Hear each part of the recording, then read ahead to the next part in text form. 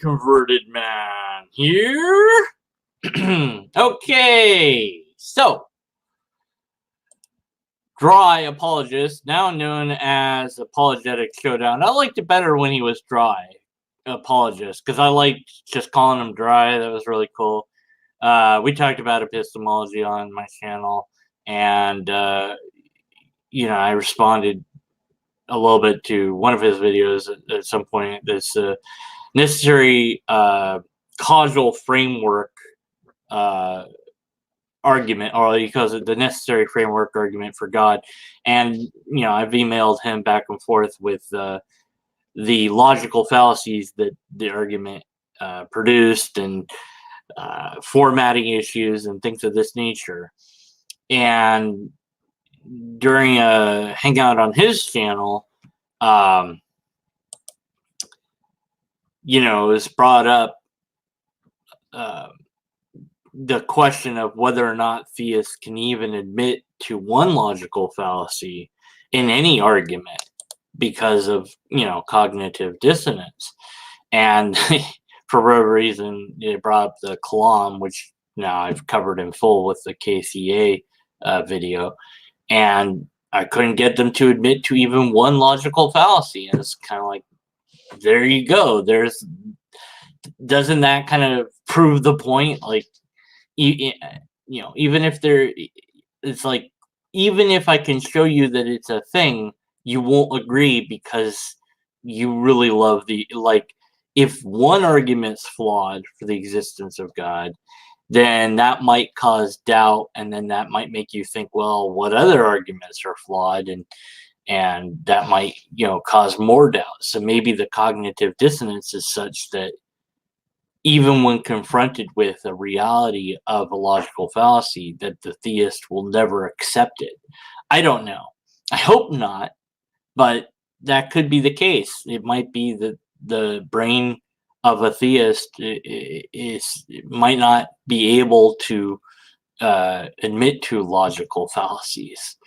But even I don't know if different brains work different ways, so who knows? But at any rate, doesn't matter. I'm going to point out the logical fallacies anyways. And this is his newest version of this argument. And I'll give him credit where credit's due. At least he is trying to make a new argument, which is very refreshing. That's something that you don't see. Apologetics just rely on the same old, boring, broken arguments that have been dismantled. So at least it's new, or at least it's new in the sense of it's a new package, but it's really kind of the same sort of arguments we've seen before, just different framing of the words, but you can boil it down to the same basic ideas that we've already seen. But again, it is somewhat new in a sense. So he's trying. So that's something good. Now, okay, so I'm not going to play his video. I'm just going to respond to the written words on the screen and go over the fallacies live with you. And because I'm going to be looking at the bigger screen on my screen, I'm not going to be looking at chat for a while. But if you want to say stuff at me, I'll respond to you later. Although it's pretty weird, wacky time, so I don't know if anyone's going to do that. I got at least one person live, so that's the thing. At any rate, so the terms, and again, I'm really great. It's really great to see definitions and terms laid out. That's another thing that I want to compliment. I'm still going to call him Dry. I'm going to compliment him on, because that's something I do not see happen for many apologetic arguments out there. They just assume that you know what the terminology is going in, and that's somewhat improper, and it leaves open to interpretation certain things. So with that being said,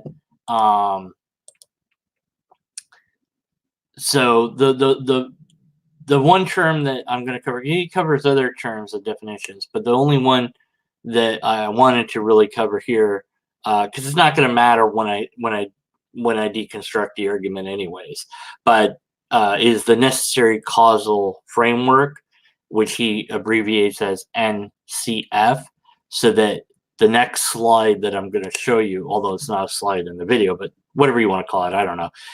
He uses NCF, so I just wanted you to know what NCF was. So it's causal framework. Okay, so this is that at least some event has to be causally consistent. Okay, all right. So that's what NCF is supposed to represent in that argument. Now, I already complained at him in the comments. I do not understand, after everything I've told him and said to him. Maybe he doesn't believe me. I don't know, and that's fine, you know. But I mean, any sort of bare minimal research on logic is going to yield that it should be two premises and a conclusion. It should not be 9 premises and a conclusion. Actually, it's 8 premises and a conclusion, and the conclusion's not even written as a conclusion. That's frustrating. Let's see if I can make that bigger on this screen for you guys. There we go. Yeah, that's better. That's way better. That's way better. Okay, so premise 1, in order for reality to have some causally consistent events, then the events must be grounded in a necessary causal framework.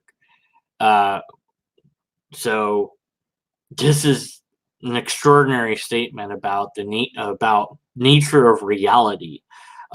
This goes beyond a universal statement in a sense. This is saying this is how reality is. And so already you have a potential for a half-truth, or even something that's just not an unknown or a bald assertion, or maybe even a fractal error, an outright lie, because you can't honestly say that this is how reality is unless you had something that demonstrably demonstrated that this is in fact how things work.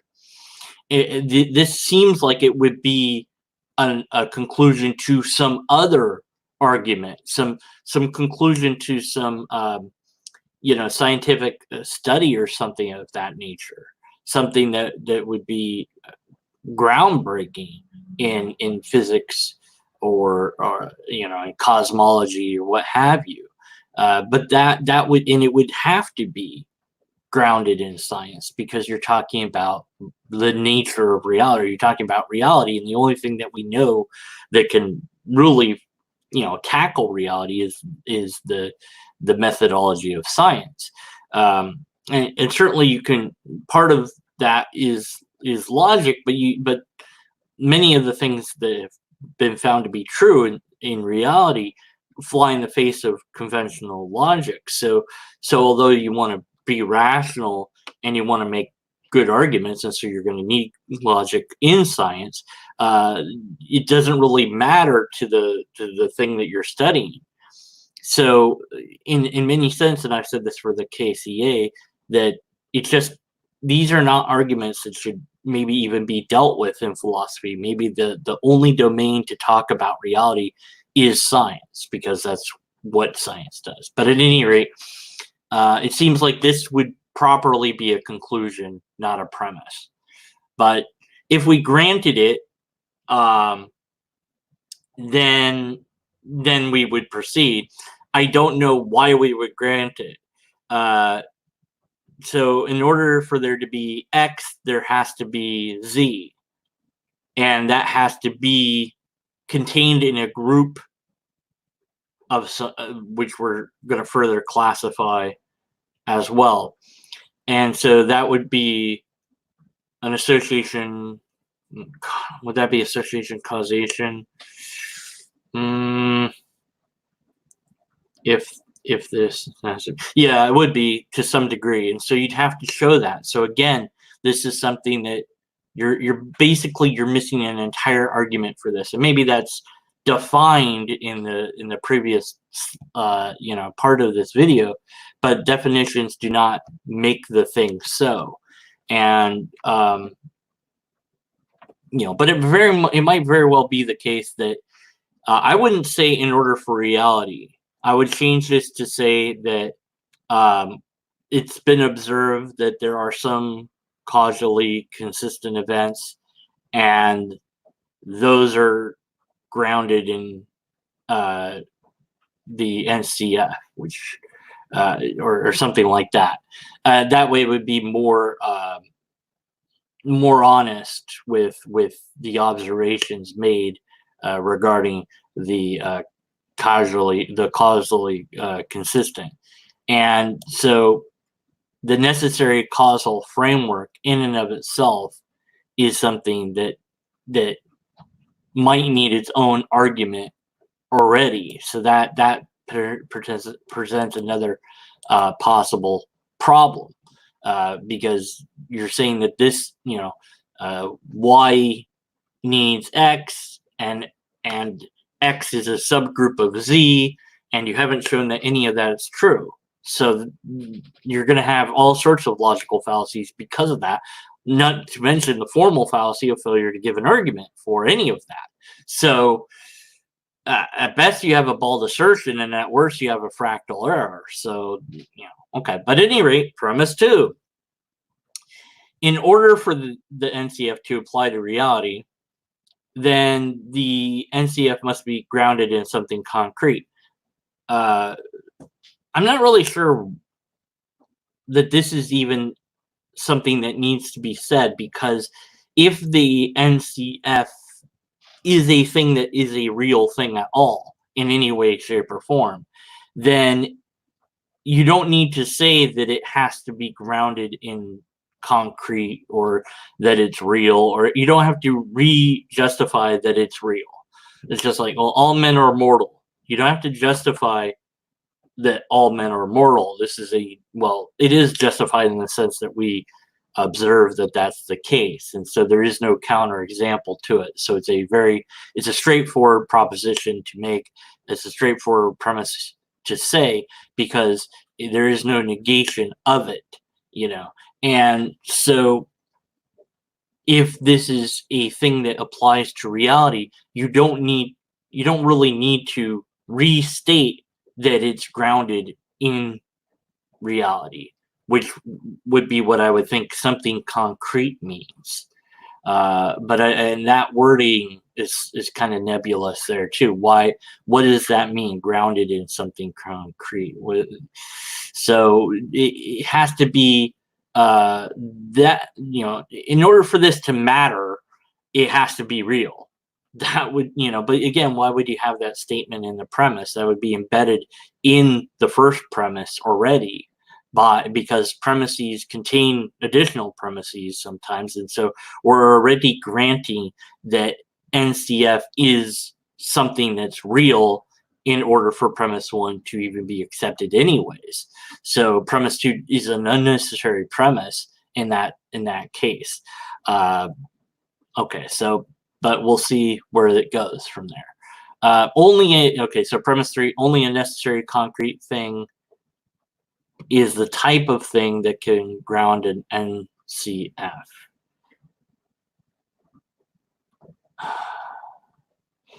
Okay, so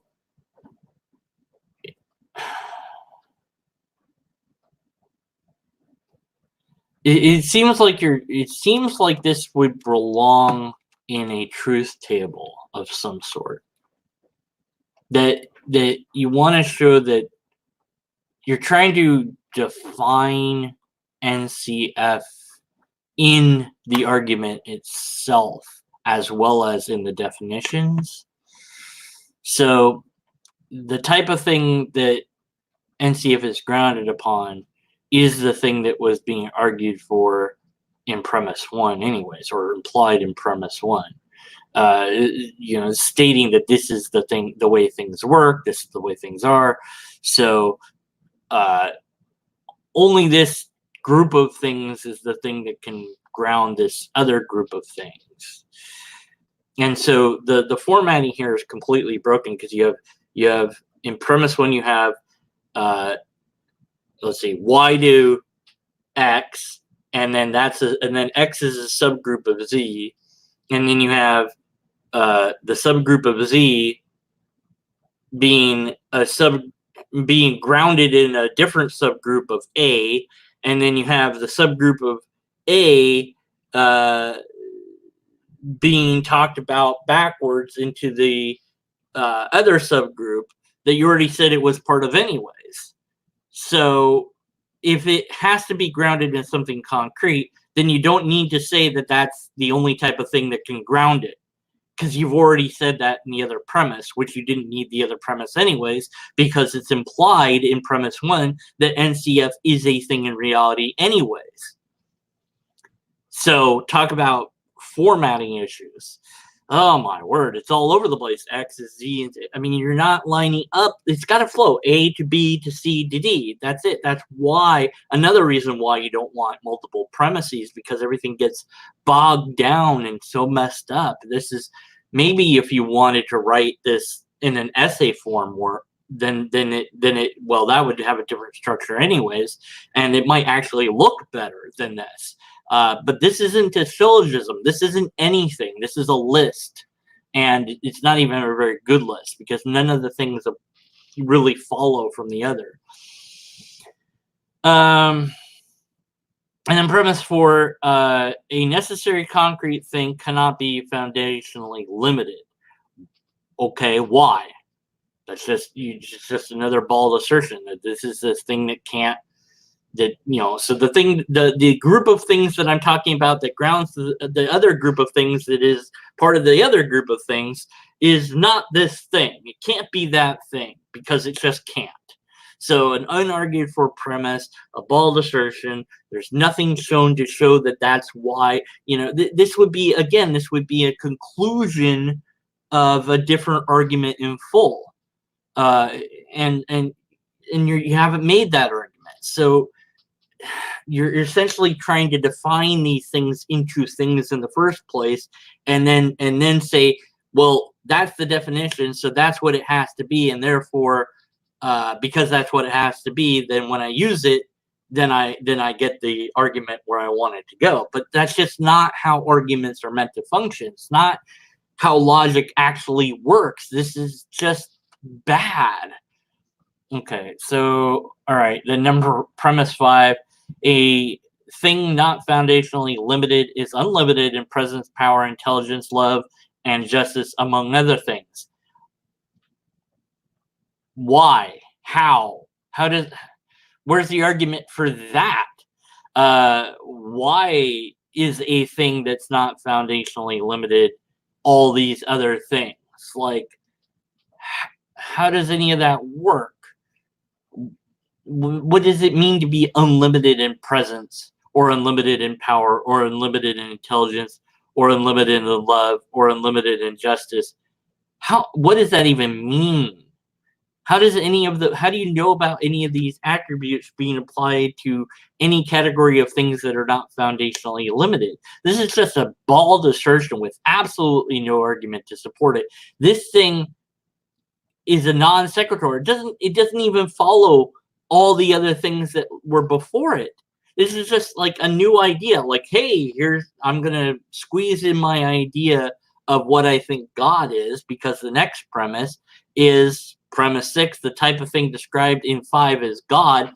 Horrible formatting. You don't reference your premises in additional premises. That's not how logic functions at all. Not even a little bit. This would just get you laughed out of a logic class. I mean, no, this is not something that I mean, in a way, it's like you can't take it seriously, but I have to because I love logic. You know, it's like, look, no, premise 1, premise 2, conclusion. You don't go premise 2, see premise 1. If premise 1 was true, then premise 1, lobsters exist. Premise 2, remember, lobsters exist. That's what I was talking about in premise 1. Conclusion, therefore, my light bulb is purple, whatever. It's like, well, but your light bulb's not purple. It's like, well, yeah, but also the argument sucks, so it doesn't matter anyways. It's just so 6 I would toss that. I would toss 5 as well because you haven't argued for it. So okay, and also that the God thing should be the conclusion anyways, but you apparently need these attributes of God to be to be in there. But then you would have to argue for each of those things being what God is, because different people have different ideas of what God is. So you'd have to show that God is the thing that is unlimited in presence, power, intelligence, love, and justice. Maybe your God concept is, maybe the Yahweh God concept is, but not all God concepts are. So you would have to say, this is Yahweh, or the Judeo-Christian God, or something like that to clarify what God you're talking about. Premise 7, therefore, if reality has some causally consistent events, then God must exist. Wow. That would be the conclusion if the syllogism wasn't broken to all hell. Okay, so the causally consistent events are grounded in the NCF, which is grounded in something concrete, and that something in concrete is essentially God. So you're saying that in order for reality to have causally consistent events, God must exist. That's the argument. That's the argument right there. In fact, it's not even an argument because it's a single premise, and that doesn't make an argument. It's a single statement, though, but I've just boiled down to the core of what it's trying to say. Is like, there are causally consistent events that must be grounded in God. That's the argument. That's the argument you're trying to make. It doesn't work, but that's what you're trying to do. But this isn't getting there. This is like trying to move the pawn as if it's a rook in chess. You're like, look, that's against the rules. And it's like, well, but I've read a book on chess. Like, how long has it been since you read that book on chess? A few years, maybe? Maybe you should read some more books on chess, because it doesn't seem like you're playing by the rules. And I told you what the rules were, and you didn't listen to me. And now you kind of are playing by some of the rules, but you're not playing by all of the rules, and your strategy is completely non-existent. So it might be time to go reread some books on logic or chess. The analogy broke. Okay. Now, premise 8, reality has some causally consistent events. And then premise 9, therefore God must exist, which should be a conclusion. So the whole damn thing is broken. And then, of course, okay, reality must have some causally consistent events. That would be something that you would say way before. I mean, you're saying if reality has this, then God exists. So you're introducing a hypothetical syllogism in the middle of a modus ponens. It's not formatted as a modus ponens. It's not formatted as modus teleos either. It's not formatted at all. It's certainly not a disjunctive syllogism. So you're introducing a hypothetical syllogism in the middle of whatever or I guess it would be MP, but it doesn't follow that. So whatever the broken thing is that's non-argument, you're then changing the type of argument from into a different argument, which is a formal fallacy, and then you're saying, well, no, there are causally consistent events, so I don't have to say if, because I'm saying that there are. So that's broken. So how to fix it? I mean, like I said, there are causally consistent events. That would be premise 1. Those causally consistent events are grounded in the Judeo-Christian concept of God. Therefore, God exists. There. I fixed it. At least it's in proper format now. There's still a lot of work to be done because I'm doing it off the top of my head. But at least it would be less to deal with. There's still problems in that, even in that format, but there's less problems than there are now. You have bold assertions, you have unargued for premises, you have association failure to show association causation, you have another formal fallacy of changing the type of argumentation. You have multiple formatting issues, which just makes the whole thing completely not be valid. Or is it sound? I always get the two switched around. And I should know that by memory by now, but my brain doesn't like it. Okay, so, okay. Okay, arguments valid. Okay, the form it's valid, right? So it's not valid because the form is not valid. It's not sound because it isn't valid and the premises are not true. And the reason we know that the premises are not true, or at least the reason we have to be doubtful of the premises, are because they contain multiple logical fallacies. But it doesn't really matter because the argument's not valid anyway, so go fix your argument. So, the argument's form, it doesn't matter what the premise and the conclusion actually says. It just matters whether the argument has the right form. So it doesn't matter if the premises are true or the conclusion is true to have a valid argument. This isn't a valid argument. Arguments sound if it's valid and all the premises are true. So it's not a valid and sound argument because neither of those are the case. The soundness is probably more important to derive than the validity, the validness, but I care about the validness as well. And anyone trying to form a syllogism, trying to make this sort of argument, should care about the formatting.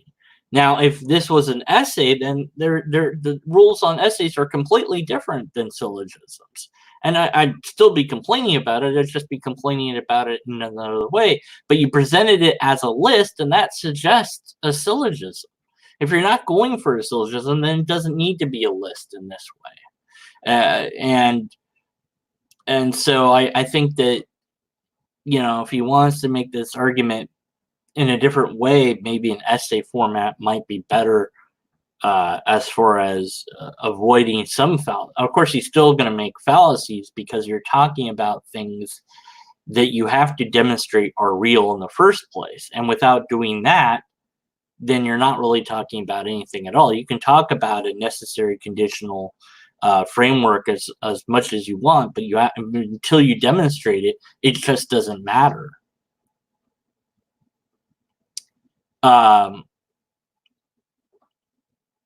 So it's broken. I mean, I don't know what else to tell you that it's broken.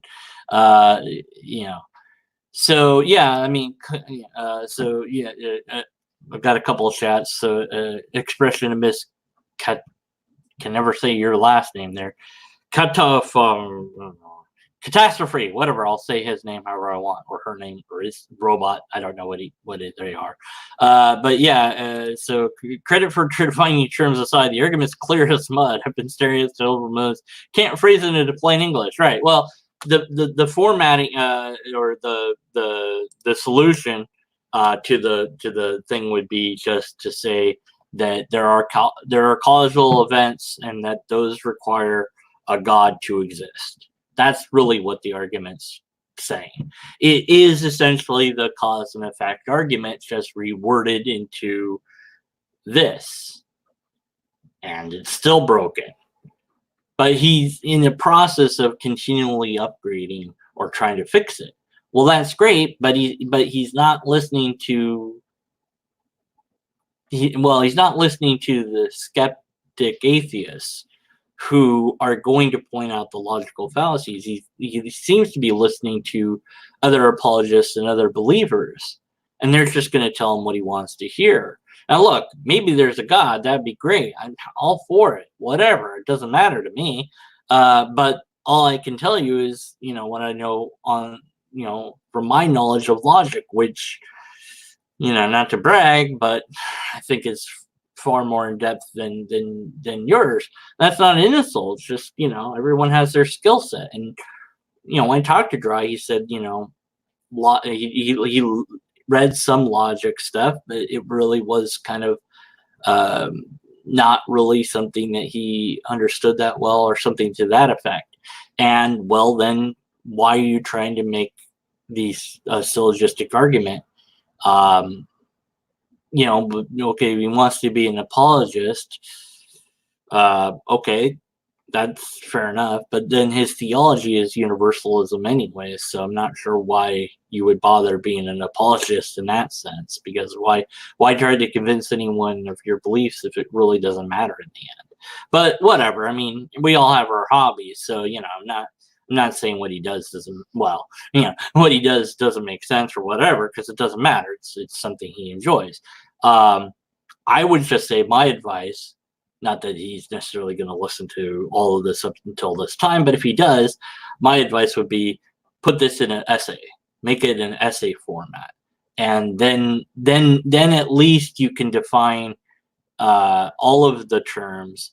And now, I don't know why you wouldn't go out of your way to find some sort of science behind any of these statements. And if you're making an essay, then you can have citations. You can have a little one in a circle or whatever, and you can be like, okay, that references this paper on that. And you might come up with something that scientific woo, perhaps, but at least it will not be this. It will be different. At least it will be something that somebody else will have to deal with, because it will be beyond my field. It will be in the field of logic per se. But I think by referencing actual scientific papers, you might actually make a better argument that there are causal events. Okay, great.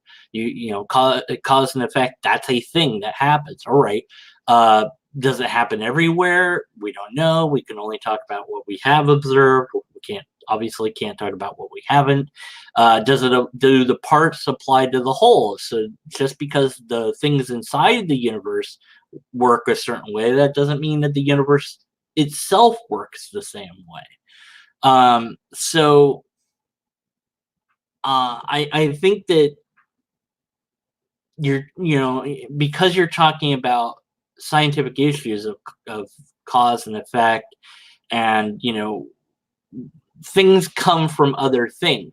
Like, in that sense, you could almost say that nothing begins to exist, because everything has existed from the start of the universe, although calling it a start's kind of not exactly the right phrasing to use, but we don't have any other way to put it. At the T1 point of the Big Bang, that's when all these, some particles and elements came into play later, I guess, but the initial stuff was all there. So why not use some scientific papers to try to back that up with backup paragraphs that you would make for an essay, where your thesis statement would be something like God exists, and then the supporting arguments would be, whatever the cause and effect stuff, and saying that, whatever you want to say about all that. Okay, so hi to Gary. Let's see what else. I think that's it.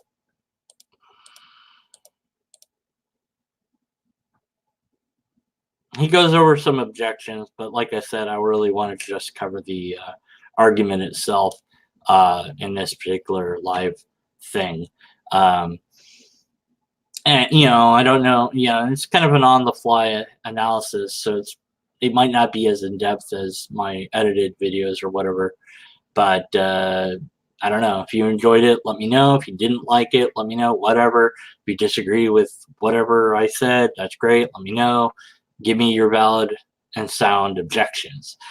We didn't have any proof given or any test offered, and this is not a valid, nor is it a sound argument, so we have to be skeptical of the conclusions. Good night, everyone. Or good day. Good something. Maybe it's not good. I don't know. The broadcast is over. I'm going to type in Finn now, and then I'm going to hit the button. Yeah, there's the button. If you want to join me, though, and talk to me for whatever reason, I'm on Discord, so I'll leave the link to that in the thing. And then, let's see. Invite people? Yeah, that's it. Okay. And let's get rid of okay. And let's get rid of that. Okay, hold on. Almost there. Almost there. Almost there. And let's get rid of that. Yeah. All right. Anyways, okay. So I'm in Discord if you want to talk to me. And oh, there's Purple just at the end. That's okay. He can join me in Discord. Everyone can join me in Discord if they want to, and I will be there to talk to you. Good night, good day, good lobsters. I'm pushing the button for real this time. This is a part of the video that we pretend